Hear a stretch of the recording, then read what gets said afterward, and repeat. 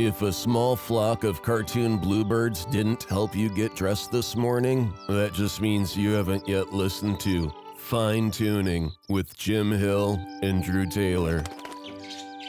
No, the black dress slacks, please. Thank you. And now, Jim Hill. Welcome to Fine Tuning with Drew Taylor, your one-stop shop when it comes to animation news and commentary. I'm Drew's co-host, entertainment writer Jim Hill, and Mr. Taylor and I are recording the show on Tuesday, June 25th, 2019, and I know it's been a week or more since we posted a new show, but Drew has a very good reason for being AWOL, and that's because you and the lovely Katie got married back on June 15th. That's correct, yes. We missed you. Yeah, it killed me. I couldn't be there, but Nancy had her back surgery literally 3 days before you guys got married out in L.A., and I needed to stick close to home to help her after that procedure. But upside is, Nancy's on the mend, and you're now a married man, so all's right in the universe. Unless, of course, you're the guy at Disney who said that Toy Story 4 would make between 140 and 180 million over its opening weekend, because that didn't happen. It did not, no. But you still haven't seen the movie, have you? No. Alice and I plan on going out to see it shortly. We're waiting on certain thresholds to Nancy's recovery, but you and I have been talking about this since February, that was when Lego Movie 2, the second part, came out, and that underperformed at the box office, and then we had How to Train Your Dragon, Hidden World, and I think just on the last podcast we were talking about Secret Life of Pets 2. You know, the weird thing is that whenever people would point to this pattern about what was going on in animation, and people would bring up Toy Story 4, it's like, oh, come on, it's Toy Story 4, it's Pixar. That coupled with how Finding Dory did back in 2016, it made $135 million on its opening weekend, and Incredibles 2 just last year did $182 million, when it was released domestically. So, as I understand it, that's how they hit upon the numbers, the 140 to 180. It just made sense that Toy Story 4 was going to land somewhere in the middle there. So, Disney actually, in the past 24 hours or so, has begun to push back. When people report that it's $118 million for Toy Story 4's opening weekend, they're like, no, that's the Sunday estimate. We checked on Monday. We called out to all the theaters, and it was actually 122. But that's still a third off of what Incredibles 2 did just this time last year. And what's your take? This is kind of baffling because I also thought this was going to be huge. Mm-hmm. And I love the movie. It might be my favorite sequel of all the Toy Story sequels. So, yeah. The more I think about it, the more I really, really love it. Mm-hmm. But, I mean, if you look at the Pixar output over the past few years, besides Coco, everything since 2017 has been, or 2016, I should say, has been either been a sequel. Because you had Finding Dory 2016, Cars 3 in 2017, Incredibles 2 last year, and now Toy Story 4. Mm-hmm. So I wonder if people just wanted something more original. I don't know if they thought that the Toy Story trilogy had ended so perfectly that they didn't really need another one. Mm-hmm. I'm not really sure, but it is shocking that the animated films have been underperforming, and pretty much every sequel this summer has not been doing as well as they wanted it to. As far back as Mary Poppins Returns in December of last year, every sequel that's come up to bat, whether it's Godzilla King of the Monsters, Men in Black International, Dark Phoenix, Glass, you were mentioning Shaft, even A Dog's Way Home and Happy Death Day to You, all of them are just not doing the business. And just today, here's Universal releases the footage from the first day of filming of Fast and Furious 9. Yes. And here's Vin Diesel and Michelle Rodriguez on the set, and how happy they are to be getting behind the wheel. And all Universal at this point is getting is queries, in fact, are you concerned about franchise fatigue? Have you been looking at what's going on this summer? And it's like, no, don't talk about that. Talk about that we've got a new Fast and Furious film coming. Yeah, but I wonder with that if anybody's going to go see a Fast and Furious movie without The Rock in it now. because it's sort of been like Vin Diesel and The Rock kind of co-leads, but now The Rock is doing the spin-off. I mean, I know John Cena's in this new one, but I don't know if the draw is going to be there. But I guess we'll know in a summer or two. But you know how this is. When you're in a PR position and there's a narrative out there, and Disney and Pixar are being nibbled to death by ducks. I mean, did you see, for example, the story that was out there this morning, how in China, Toy Story 4 actually got beaten at the box office by a re-release of Hayao Miyazaki's Spirited Away? Yes, I did see that. That's insane. If you talk with the people at Disney, well, first of all, they're like, well, all right, Incredibles 2, yeah, it did 180 million, but that's an Incredibles 2. This is Toy Story 4. We're a little further along. And if you look what happened to China, it's like, well, look, Spirited Away was in 400 theaters. Toy Story 4 was in just 100 theaters. It wasn't going to be physically possible for it to do the sort of box office that Spirited Away did. And I don't want to keep hammering on Toy Story 4 at this point. In fact, you have that great story about the alternate ending to Toy Story 4 that, why would they leave that out? That's so beautiful. A couple of people have told me about this version of the ending, and these movies go through a lot of different permutations, as we've talked about, all the alternate versions of your favorite movies. But I'm going to go ahead and put a spoiler warning out there. If you have not seen Toy Story 4, just skip ahead in the podcast a few minutes. But Toy Story 4 introduces us to this idea that on the bottom of Woody's boots is Bonnie's name, and half of it is on one shoe and half of it is on the other shoe. So one shoe says B.O. and the other says N.N.I.E. And when Woody decides to make his final decision to stay with Bo and leave the other toys behind, he actually takes his boot and scrapes off the bottom of his left boot, so underneath his boots just says Bo, which I thought was very cute. And there were a couple of different versions of this. At one point, he stepped in a pizza, and yeah, that is actually true. And so that left him with the BO. But I just think it's a really beautiful end and a kind of very powerful bookend to the whole saga. But it is not in the movie. It might be in the special features of the DVD or something. But I just thought I would share that with you guys. So. Okay.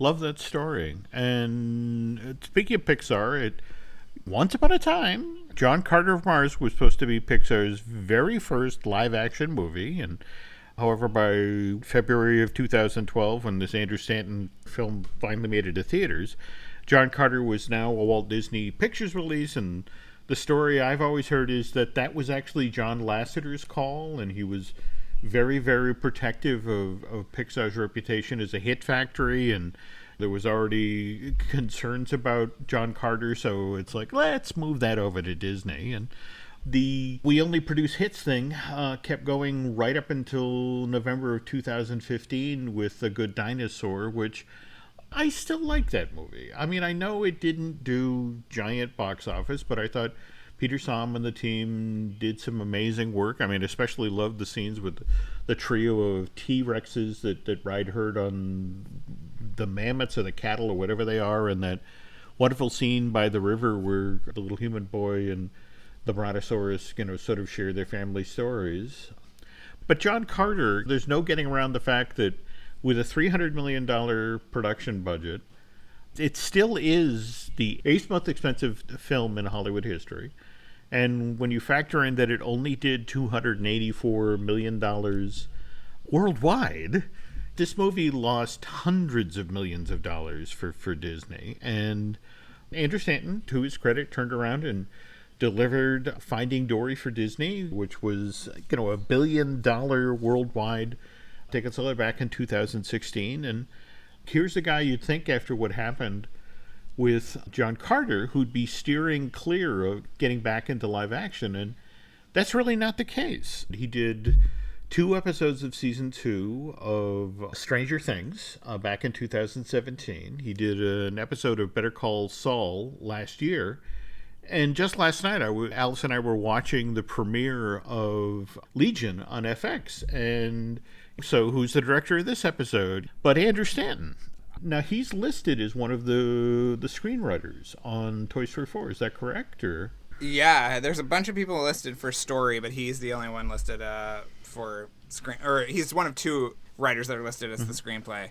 And from what I understand, he really did steer the ship on the screenplay for this one, which is pretty interesting. Were you as intrigued as I was with last week's, announcement? We've been puzzling for a while now about, we knew that Pete Docter was working on a movie, but we finally got the announcement of Soul, right? Is that what it's called? Yeah, and I think that we were both blown away that it's coming out in a year. Exactly a year. Like, we have had no advance word on this. There have been no images. There's still no images. There's been no footage. And yeah, it's coming out a year from now. The new movie by Pete Docter. We're assuming he's writing and directing, although we don't really know if that is the case. But it involves what makes you human or something.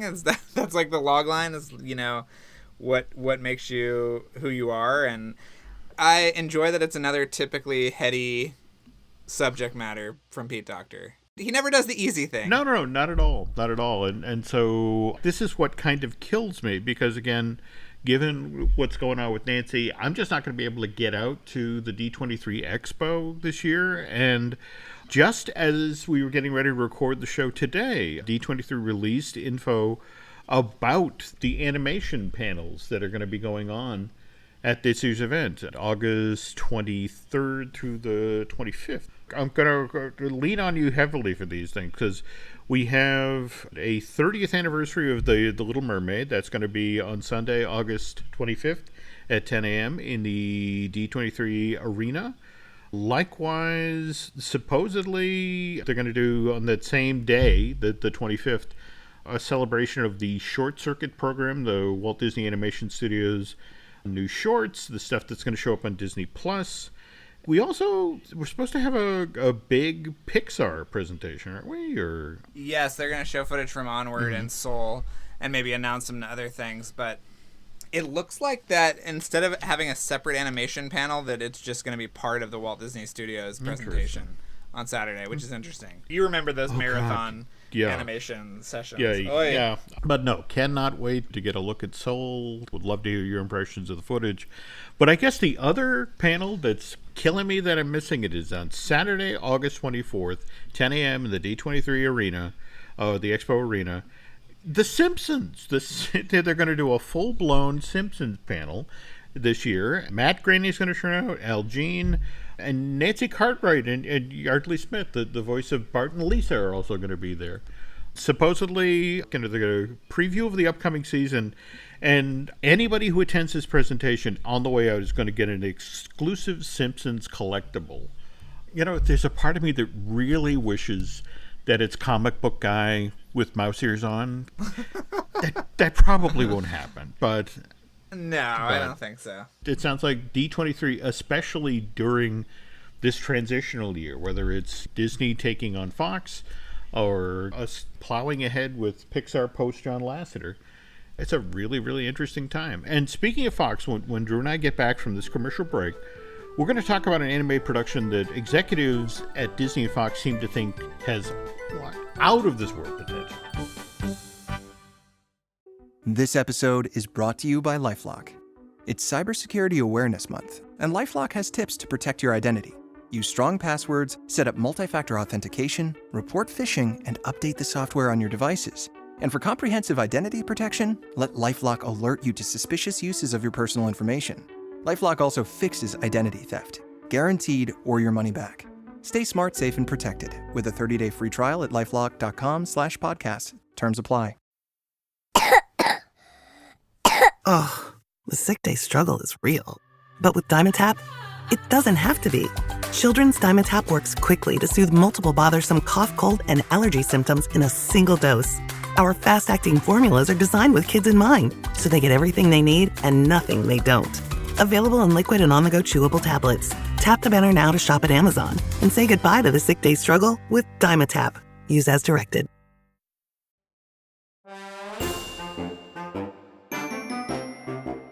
Before the commercial break, Drew and I were talking about Andrew Stanton and John Carter, because just this past week, news broke that Disney and Fox are talking with Taika Watiti, you probably know as the director of Thor Ragnarok, and they've asked him to try and crack, that's the word that's being used in the trades, the idea of producing an animated Flash Gordon. You were mentioning, Drew, that this has been in the works for a while now, right? There's a couple of different directors that made runs at it, or... Yeah, I mean, as late as last fall, Julius Avery, who directed Overlord for J.J. Abrams' Bad Robot and Paramount, had been tapped to take on a new version of Flash Gordon. And for a long time, Matthew Vaughn, who is now... They just announced that there's the new Kingsman prequel, which is just called The King's Man, that's coming out next year, had been really trying to get this off the ground, I mean, forever, it seemed like. So, much like John Carter, which went through Jon Favreau and Robert Rodriguez, and in the 1980s, John McTiernan, has gone through a lot of different versions before reaching... I mean, will this one get made? Yeah. I don't know, but we will see. People forget that the only reason we have Star Wars is that... In 1971, Lucas actually went to King's Features headquarters in New York City, and he inquired about buying the film rights. The guys at King Features were so ridiculous. They were like, well, yes, we'll sell you the film rights if you agree that this film has to be directed by, I want to say that the way to describe him is impressionistic director, Federico Fredellini. I mean...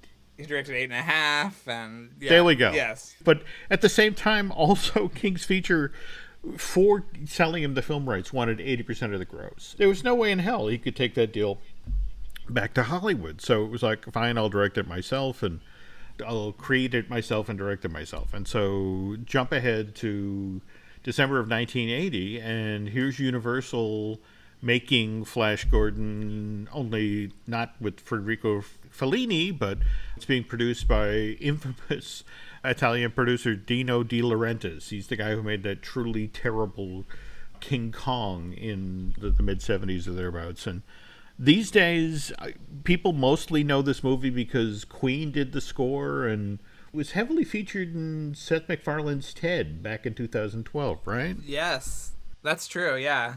I forgot about that. I love Taika Watiti. Alice and I have just begun watching the TV version of What We Do in the Shadows, which is sort of an extrapolation of that mockumentary he did in 2014 about modern-day vampires living in New Zealand. And we went through 10 episodes, last week or thereabouts, and it's just funny stuff. So don't get me wrong, I'd love to see this guy take on an animated project, though. You and I think, have talked about the one that he just stepped away from, Bubbles. Yes, correct. Because you and I were talking about it on the show. A friend of the show actually got me a copy of Isaac Adamson's screenplay, which I sent to Drew, but Drew's been busy. It's you get married, there's honeymoons, there's things to do. And he's going to read it, and we're going to talk about it on a future episode. But you read this, and, it's one of these things where I want to see this movie, especially as a stop-motion project. But again, let's not get into that now, because, again, Drew hasn't read it, and we'll talk further about it on another episode. So what else happened when we were away? Oh, we missed a lot. Of course, the week that I'm gone, all of this stuff happens. But, I mean, there was the Trolls trailer. What did you think of that, by the way?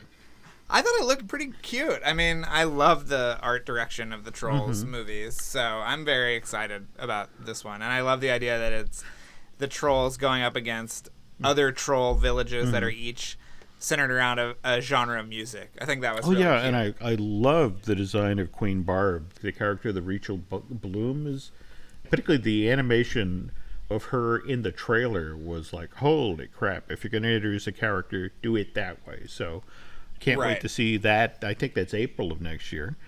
And then, of course, Frozen 2.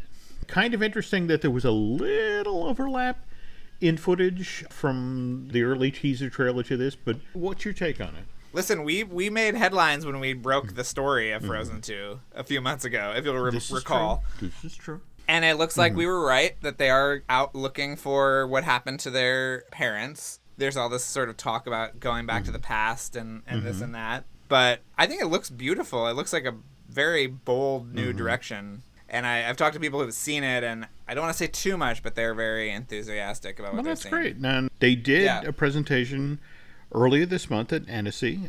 We had Becky Brees, head of animation, and head of effects, Marlon and Wes were there, and they added a little info to the pile that supposedly the story picks up 3 years after the ending of the first Frozen. What Marlon says, it's about two sisters trying to stay together while the world tries to tear them apart, which... Yeah, I'm into that. All right. Oh, also at Annecy, we saw Warner Brothers. We've talked about that those 1,000 minutes of new Looney Tune footage that they were supposedly doing, and they debuted a brand new short, Dynamite Dance, directed by David Gemmell. It's set to Dance of the Hours, and it's basically Bugs Bunny torturing Elmer Fudd with sort of this endless supply of dynamite.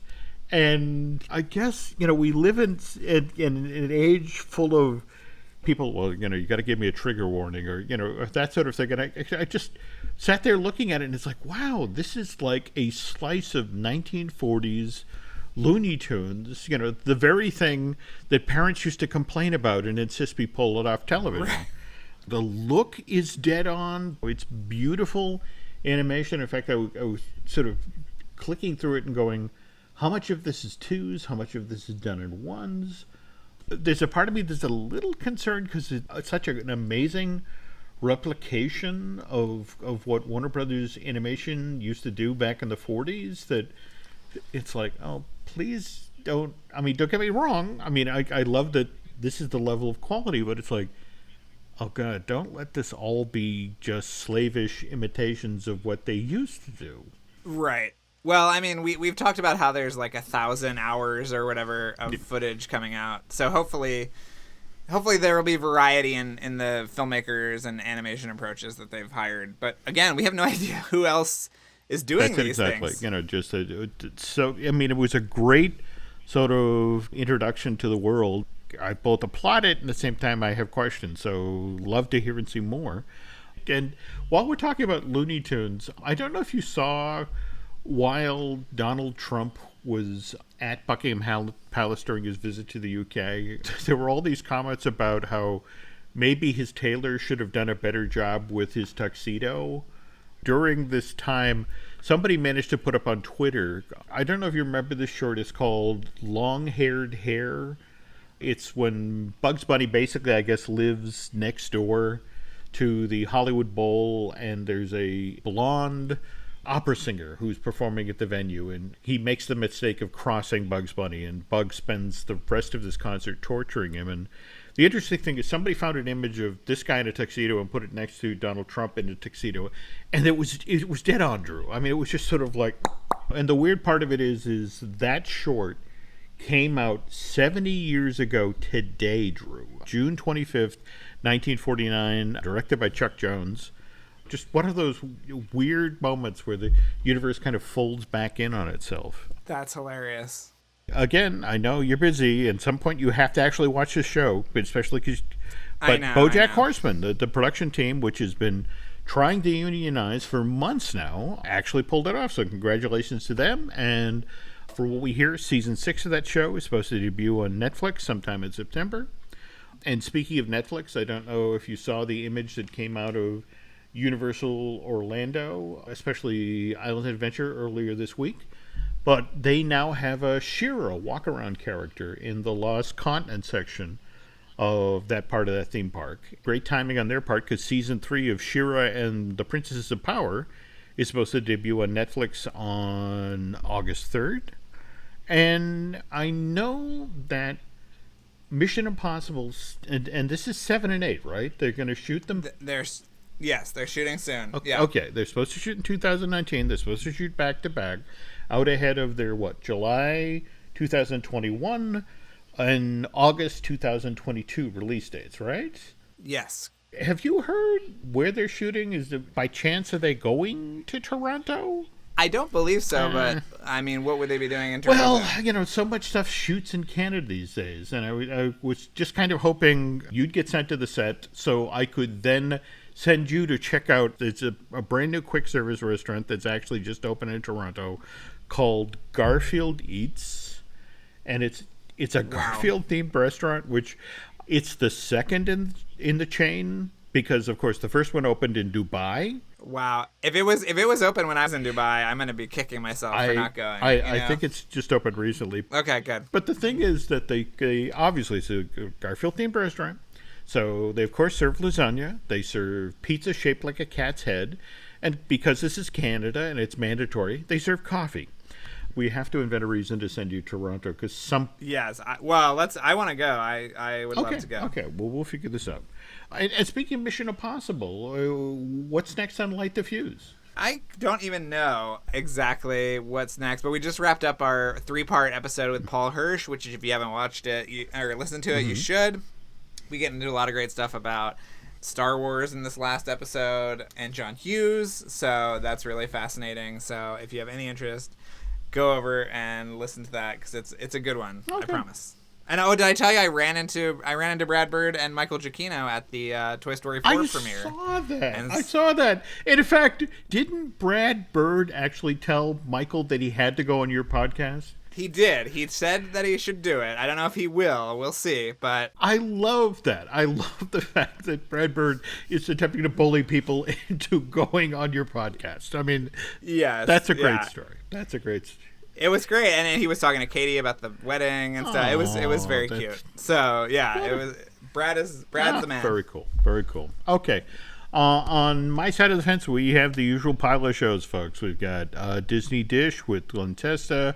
We've got Looking at Lucasfilm with Dan Z. And we also have Universal Joint with Dustin Fuse. We've got Marvelous Disney with Aaron Adams. And we're working on it right now, folks. We've got I Want That, but our Disney merch podcast. But this one, it's about all of the stuff at Galaxy's Edge. And, there's only 1,200 products. That might take a while. Head on over to iTunes and rate and recommend our shows. Likewise, if you really, really, really like what we do here, if you could subscribe at Bandcamp, that would be certainly helpful. For now, folks, thanks for listening, and we will be back with a brand new podcast soon. Be sure to tune in again for another fine episode of Fine Tuning with Jim Hill and Drew Taylor.